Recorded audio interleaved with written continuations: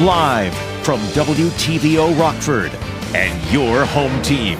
Eyewitness News at 5 starts now. Work resumes on Rockford's airport expansion project as an environmental advocacy group suing the FAA over concerns it will destroy the Belle Bowl Prairie. Former Belvedere Stellantis workers look for new career opportunities. We're at a job fair featuring more than 30 local employers. And a half dozen elementary school teachers are honored for their extraordinary work. Students and staff celebrate this year's Golden Apple winners.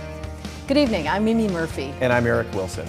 If you've been outside or looked out the window lately, you know the snow is coming down. Let's get back over to Candace. When will we see the worst of this storm, Candace?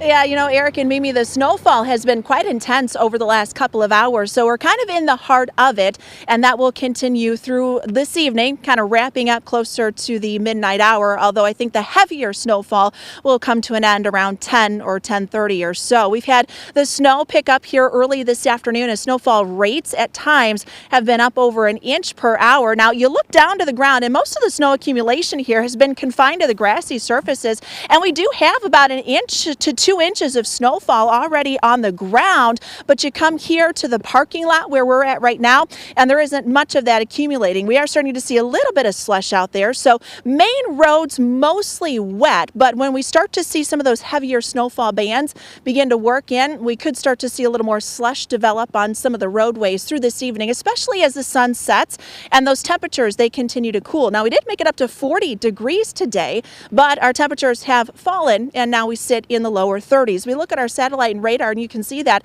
heavier snowfall as that continues to kind of work up from the south, those heavier snow bands. And again, that's where we could pick up on some of those snowfall rates of at least an inch or so per hour. Kind of expanding the view a little, we look where that low pressure sits down just to the south of us, kind of an extended area of low pressure back off to the west that will continue here as we go through this evening. Visibility, we've down to a half a mile in a couple of spots where that heavy snow comes down. You look at how long that will last here, and that'll take us through the midnight hour. There are still going to be a couple of flurries that'll linger into tomorrow morning, and then a little rain snow mix for the afternoon. Still looking at about 4 to 6 inches of snowfall by the time this is all said and done as we wrap up for tomorrow. We've got another round of snow coming up here for the weekend.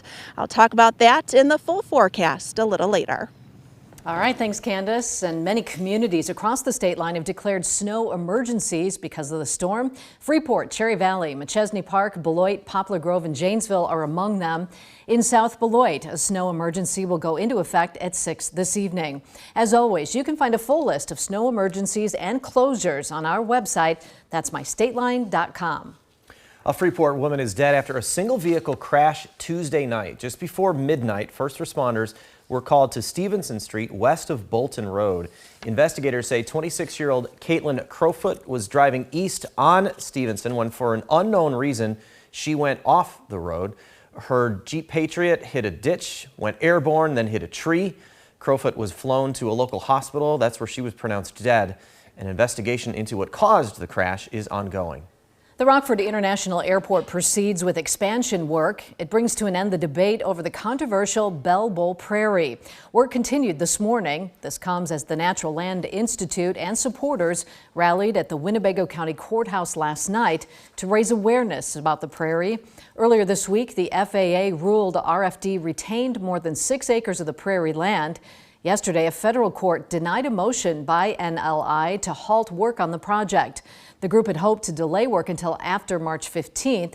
That would have forced the airport to wait until October to complete the project to avoid harming the endangered rusty patch bumblebee. You know, we've given them opportunities for redesign. We've come up with ways to fund the redesign, but it's falling on deaf ears. It's falling on bad ego need to be right. It's so disheartening. Port administrators say the $50 million project will create hundreds of jobs for the region. Stellantis went idle last month, leaving thousands of people unemployed. But today, a hiring event gave people a taste of what other work is out there. Nicole Delgado was there. Nicole, how'd it go? That's right, Eric and Mimi. It went great. There were over 30 different employers in a variety of different industries, along with 200 plus people who dusted off their resumes and got ready and networked. I just kind of wanted to see what kind of other employers are in the area. I know some of the basic ones, but there's some here that I had no idea were in Rockford or Boone County. Tito Rodriguez worked at the Belvedere assembly plant for 26 years. He thought he would retire there, but now is faced with the decision to find a new job or relocate his entire life to another Stellantis plant. This hiring event gives Tito a look into what else is out there.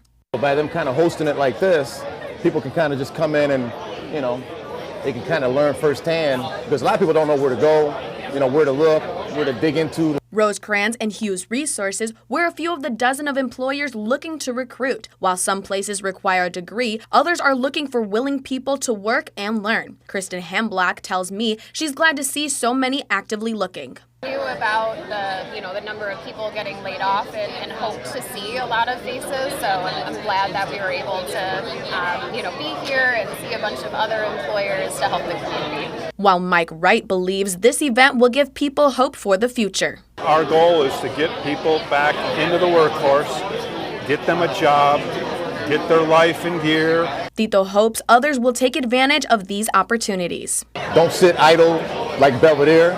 Get up and start moving. Dig, research, see what you can come up with to, benefit you from this transition, you know what I mean? So don't just sit idle. This was the first big hiring event since Stellantis went idle. Plans are in the works for another one next month. Eric? Thanks, Nicole. Carpenters Place holds a ribbon-cutting ceremony for its new Thrift and More store. This comes after 2 years of remodeling the building. Carpenters Corner is located at the old Schnucks grocery store just off Rural and Prospect. The new location will have gently used adult and children's clothing, jewelry, toys, household goods, and furniture. According to one of the directors at Carpenters Place, the new store will extend its reach to the less fortunate in the state line. The thrift store is new to Carpenters Place, but it's going to create a revenue stream that will help us improve and expand our services to the homeless community in Rockford. And beyond that, the store provides an opportunity to provide some employment opportunities for our guests. Carpenters Corner opens to the public tomorrow at 9 in the morning. We have store hours on our website. Just click on this story at mystateline.com. 6 Rockford-area teachers have a lot to celebrate. That's because they were named this year's Golden Apple winners. Everybody say, oh yeah! Oh yeah! I'm so proud of you! Hi! Come on. That was the surprise for Emily Dobb at Ellis Elementary. Eric and I had the pleasure of helping honor this year's winners.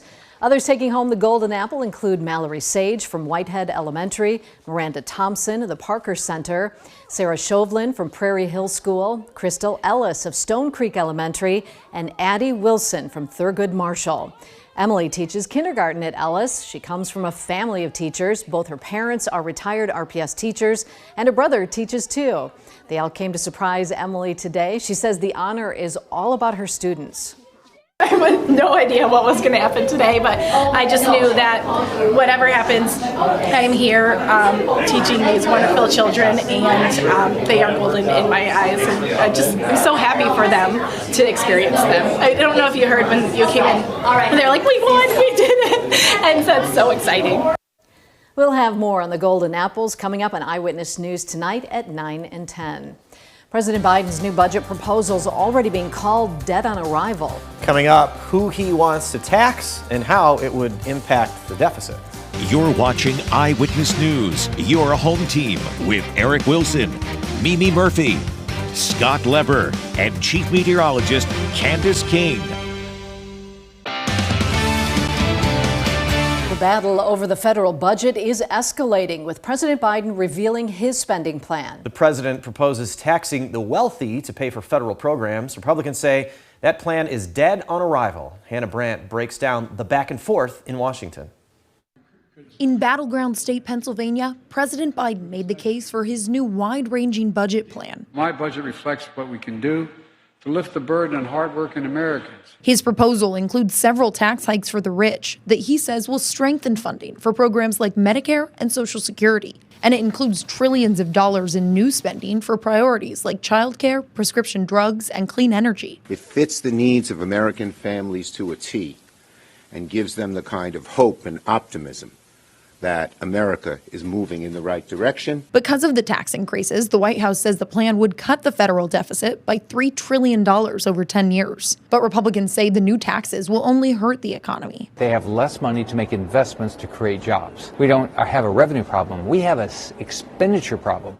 Instead, Republicans are demanding cuts to federal spending, and they say they won't raise the debt ceiling without them. When the president delays our opportunity to negotiate together to help solve this problem, it only harms our economy more. As is, there's no chance President Biden's budget will pass through the Republican-controlled House. But Democrats say Republicans haven't offered a counter plan. The House Republican budget plan is in the Witness Protection Program. It's in hiding. Congress has until summer to reach an agreement to lift the debt ceiling or risk defaulting. In Washington, I'm Hannah Brandt. Oh, it's been a snowy day here in the state line. When we come back, Candace times out how much longer the storm plans to stick around and some of the hazards we might need to worry about. She's next.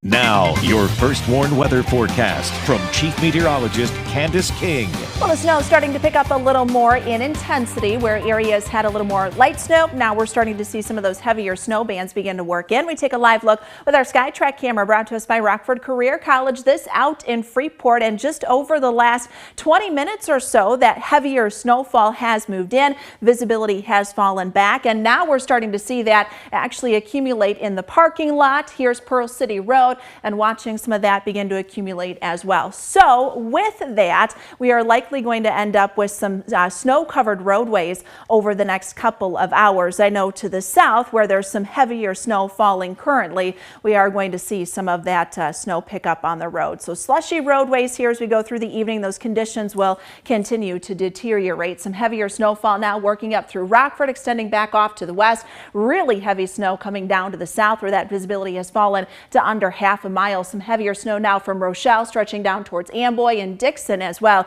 Dixon reporting some snow-covered roads already this evening. So not the best of nights to be out. If you don't have to be, it's a good idea just to kind of stay in this evening, as we'll continue to see that snow over the next several hours. This extends a little further back off to the west, but the intensity is beginning to lighten up. However, we look to the south, and that's where some of those heavier snow bands are beginning to move in. So this will stay with us and maintain a little more of that intensity over the next few hours. And within that, that's where we could have those snowfall rates of an inch or so per hour. And that's where we're going to get that accumulation from. Already we've had about 1 to 3 inches of snowfall so far from what's come down this afternoon to what has come down early this evening. And so those totals within that 4 to 6 inch range still look to remain on track. Now, as we get through midnight, we'll start to see that snow begin to kind of taper off a bit to a couple of flurries, a few light snow showers going into tomorrow morning. Still some slick conditions with temperatures that are in the lower 30s for the afternoon. As we go through the afternoon, we'll see a little rain snow mix develop for Friday as we hold on to that northerly wind. We keep that cloud cover around Friday night into Saturday. Saturday, not a lot of sunshine, but look what comes back. The snow potential, another 1 to 2 inches possible Saturday night into Sunday. So pockets of heavy snow will continue through the evening. Visibility underneath that greatly reduced, half a mile or less. So that's a big factor and a big impact here through this evening. Blowing snow as it falls. The snow's really heavy and wet. Good snowball making weather, but you're not going to really see that blow around a lot. What it is doing, it's blowing as it comes down, so that isn't helping our visibility. And then you've got those slushy covered roads that are wet right now as we get closer to sunset. So there you go. You've got about 4 to 6 inches of snow coming down area wide. 32 our temperature in Rockford, Freeport, 31 in Monroe, 33 right now in Rochelle. You've got about an inch of snow so far. Weather watcher Ben reporting with a temperature of 33 in South Beloit. Down further to the south, Mike, our weather watcher in northern Ogle County and Forston, 32, and just under 2 inches of snowfall so far. So 31, that's where we'll head for the night tonight. We don't gain much ground, guys. Tomorrow, mid-30s for the afternoon. We'll stay in the 30s through the weekend, early next week, but could see the 40s return towards the middle to end of next week. Well, it's nice to see things warming up, even if we do have to wait almost 7 days for it. Candace, thanks. Reagan's in next with sports. Fred Van Vliet shares some choice words after last night's game with the Clippers.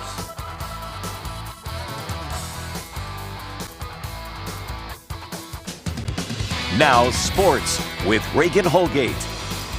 Fred VanVleet was not happy with how things ended last night in Los Angeles, and he made that very clear post-game. VanVleet blasted the refs, specifically targeting Ben Taylor, but really just NBA reffing in general. The frustration is understandable. The Raptors took 25 more shots than the Clippers last night. They knocked down 13 three-pointers on 32 attempts, while Los Angeles went 6 for 20 from behind the arc, but Toronto got torched defending in the paint. Here's what VanVleet had to say, minus the profanity, which we edited out. Ben Taylor was terrible tonight. I thought that on most nights, a couple of the, out of the three, there's one or two that just the game up, and it's been like that a couple games in a row. Come out tonight, competing pretty hard. The third quarter, I get a tech. I think we're losing a little bit of the fabric of what the NBA is and was, and it's been disappointing this season. Yeah, he definitely didn't hold back there. It's not really a matter of if he gets fined, it's more a matter of when. All right, we're less than 10 minutes away from the Big Ten tournament tip-off between Illinois and Penn State. Here are some final words from head coach Brad Underwood ahead of this one. In my opinion, I think if Zach wasn't the MVP of our league, Pickett would be. He's had that kind of year. He's put up those type of numbers. That team minus him is significantly different, and we've not guarded him very well. Now for some high school hoops, Scales Mound is back in the state championship game for the second year in a row. They beat Tuscola today 40-27. We've got another Hog on the move, and this time it's for good, or at least a year. The Blackhawks announced today that they've agreed to terms with forward Luke Phillip on a one-year contract. He's appeared in 2 NHL games with the Hawks this season, posting 1 assist. Phillip has also skated in 45 games with the Ice Hogs this year, recording 38 points. Rockford is definitely going to miss this one too. The Blackhawks also recalled defenseman Philip Roos from the Ice Hogs. Roos has appeared in 15 games with the Hawks this season, posting 3 points, 1 goal, and 2 assists. The Blackhawks play again tomorrow night against the Florida Panthers. The Ice Hogs are on the road in Grand Rapids against the Griffins. That's sports. We'll be right back. We are starting to see some of that heavier snow begin to move back in. Under those heavier snow bands, snowfall rates of 1 inch per hour are possible. So that'll add up fairly quickly through this evening. Roads may become a little snow covered. We'll continue with that snow through early Friday. All right, thanks, Candace. And thank you for spending some time with us. Stay safe.